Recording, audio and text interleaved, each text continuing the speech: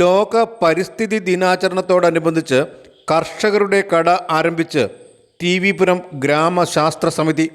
കർഷകരുടെ ഉൽപ്പന്നങ്ങൾ ഇടനിലക്കാരില്ലാതെ നേരിട്ട് ആവശ്യക്കാരിലേക്ക് എത്തിക്കുക എന്ന ഉദ്ദേശത്തോടെയാണ് കർഷകരുടെ കൂട്ടായ്മയിൽ ഗ്രാമശാസ്ത്ര സമിതിയുടെ നേതൃത്വത്തിൽ ടി.വി.പുരം കവലയ്ക്ക് സമീപം കർഷകരുടെ കട ആരംഭിച്ചത്. വിഷരഹിതമായ പച്ചക്കറികൾ, ഗുണനിലവാരമുള്ള കറി പൗഡറുകൾ, വിവിധതരം അച്ചാറുകൾ, അത്യുൽപാദന ശേഷിയുള്ള ഫലവൃക്ഷ തൈകൾ, പച്ചക്കറി വിത്തുകൾ തുടങ്ങി കർഷകർ ഉൽപ്പാദിപ്പിക്കുന്ന ഏതുൽപ്പന്നങ്ങളും ആവശ്യാനുസരണം ഉപഭോക്താക്കൾക്ക് ലഭ്യമാകുന്ന വിധത്തിലാണ് കടയുടെ പ്രവർത്തനം.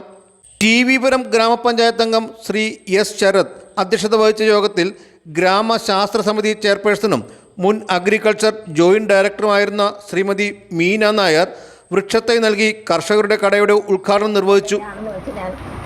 ഇതിൻ്റെ സ്ഥാനം ഏറ്റെടുക്കാൻ സമ്മതിച്ചു. ഒരു കഴിഞ്ഞ മാസമാണ് നമ്മൾ ഇതിൻ്റെ ഈ സമിതിയുടെ ഉദ്ദേശ ലക്ഷ്യങ്ങളും മറ്റു കാര്യങ്ങളും ചർച്ച ചെയ്തു. അപ്പോൾ ആദ്യത്തെ ഈ സമിതിയുടെ സംരംഭം എന്ന നിലയിൽ ഒരു കർഷകരുടെ കട, അതാണ് നമ്മുടെ അധ്യക്ഷൻ പറഞ്ഞ പോലെ ഇടനിലക്കാരെ ഒഴിവാക്കിയിട്ട് കർഷകർക്ക് നല്ല ഉൽപ്പന്നങ്ങൾ വിതരണം ചെയ്യാനാണ് നമ്മൾ ഉദ്ദേശിച്ചത്. അപ്പോൾ അതിൻ്റെ ഭാഗമായിട്ട് നമ്മൾ ഇന്ന് എന്തായാലും ഇതിൻ്റെ രജിസ്ട്രേഷൻ പൂർത്തീകരിച്ചിട്ടില്ല.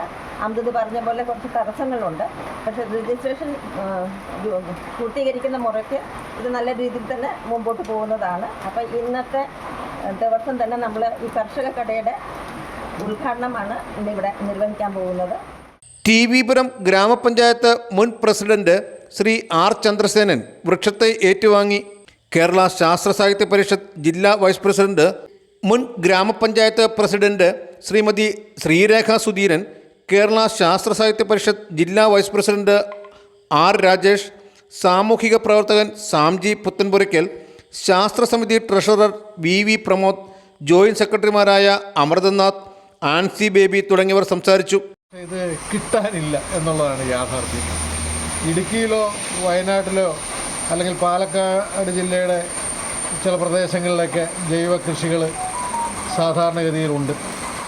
പക്ഷെ നമ്മളുടെ ഈ തിരുവിതാംകൂർ ഭാഗത്തേക്ക് വരുമ്പോൾ ഈ ജൈവ കൃഷി എന്ന് പറയുന്നത് പേരിന് മാത്രം സംഭവിച്ചുകൊണ്ടിരിക്കുന്നൊരു കാര്യമാണ്. അതിൻ്റെ ഉൽപ്പന്നങ്ങളൊന്നും കിട്ടാനില്ല. മാത്രമല്ല, അതിൻ്റെ നടത്തിപ്പ് സംബന്ധിച്ച് സർക്കാരിന് വലിയ ധാരണകൾ. അമൃത് അഭിപ്രായപ്പെട്ടു, രണ്ട് പേരുകൾ ഇങ്ങനെ പറഞ്ഞു. അപ്പോൾ ഈ പേരായിരിക്കും കൂടുതൽ അനുയോജ്യമെന്ന് ഞാൻ പറയുന്നു.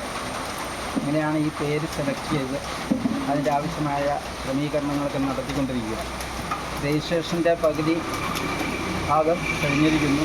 അമൃത് സൂചിപ്പിച്ചതുപോലെ ഇപ്പോൾ സർക്കാർ ഓഫീസുകളിൽ ഭരണം മാറിയതിൻ്റെതായ ചില കാര്യങ്ങളൊക്കെ ഉണ്ട്.